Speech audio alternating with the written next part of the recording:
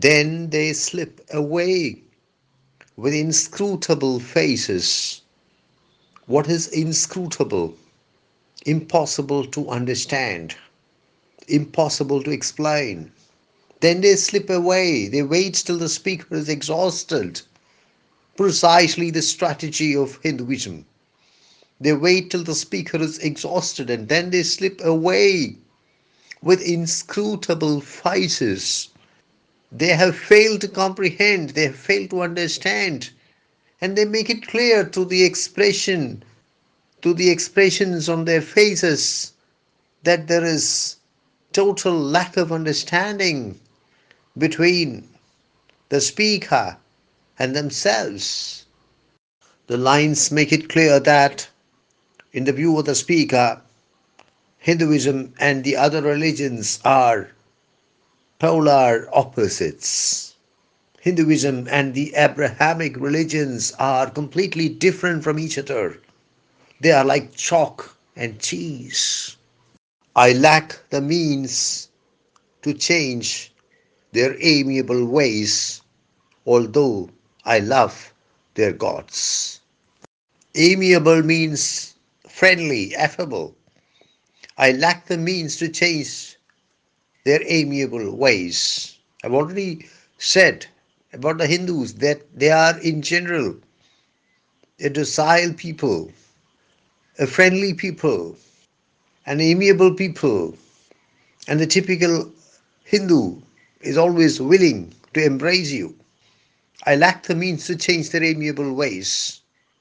The speaker wants the Hindus to see reason, be more logical, understand their own folly, but he lacks the means to change their amiable ways. The Abrahamic religions have been able to do absolutely nothing significant to Hinduism despite centuries of efforts. I lack the means to change their amiable ways. I am reminded of a story told to me by a Catholic priest in Tamil Nadu. This happened many decades back when the priest had just begun his career as a priest, and in his youthful exuberance he converted.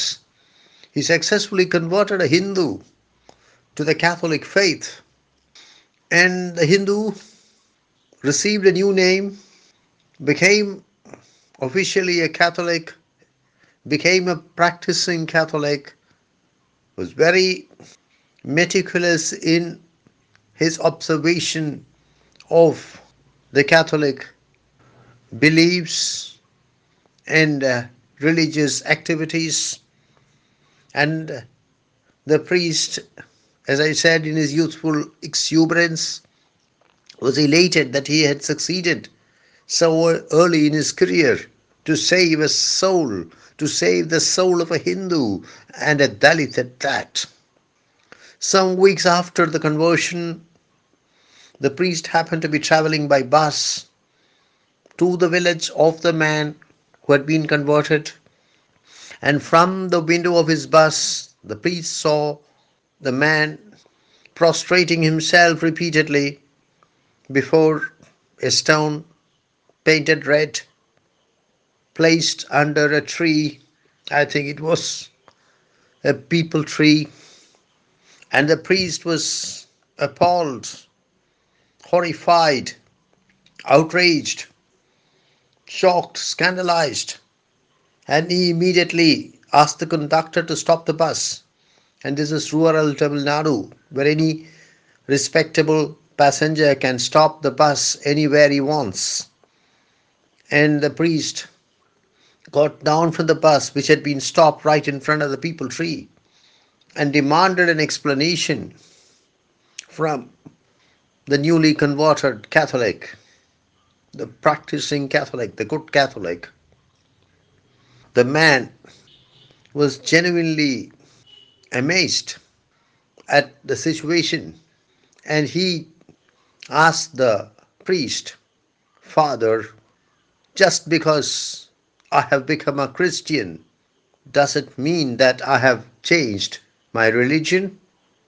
I repeat, "Father, just because I have become a Christian, Does it mean that I have changed my religion? Something like this is what is meant by the poet when he says that he lacks the means to change the amiable ways of his guests. Although I love their gods, the beauty of Hinduism, the glamour of Hinduism, the charm of Hinduism partly lies in the innumerable gods in the Hindu pantheon. You have the elephant god, Ganesha, Ganapati. You have the dancing god, Nataraja. You have the sleeping god, Mahavishnu. And of course, you have innumerable goddesses as well. It's the language that really separates whatever else is shared. In real life, Nissim Ezekiel could not speak any Indian language properly, not even Marathi.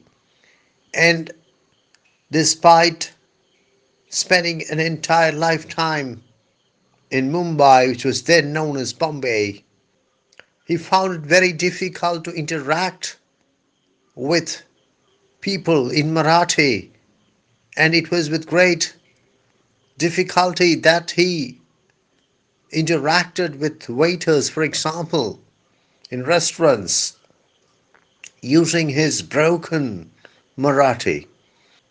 So the lines can be given a very literal interpretation. The speaker does not speak the language of his guests, and the guests do not speak his language. It is a language which separates the speaker from his guests. But I would say that this is not the full explanation. I think language is used here not in the sense of a mode of communication, a system of communication used by a particular group or a particular community of speakers, but in a very wide sense. You must understand that your language plays a crucial role in the way you see the world, categorize the world, analyze the world, evaluate the world, and comprehend the world. So, language here is used in that sense. The whole system using which you interact with the world, experience the world, and understand the world, comprehend the world. The point that the speaker is trying to make, the point that the poet is trying to make is that the approaches of the speaker and his guests are dramatically different from each other. There is absolutely no common ground between the two.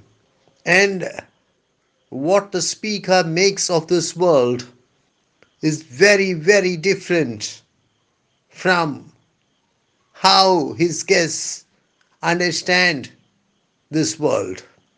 I think that the speaker can very well say of the language of his guests, it is Greek to me. It is Greek to me. It is one of my favorite idioms. I think it's from William Shakespeare's Julius Caesar. If I remember correctly, Casca says of Cicero's speech, and Cicero spoke in Greek, which was the language of the educated persons in Rome at that time. And Casca says, it was Greek to me. Computer science, well, it is Greek to me. When you don't understand anything about something, you say, it is Greek to me. And I believe that the Greeks probably say, it is English to me.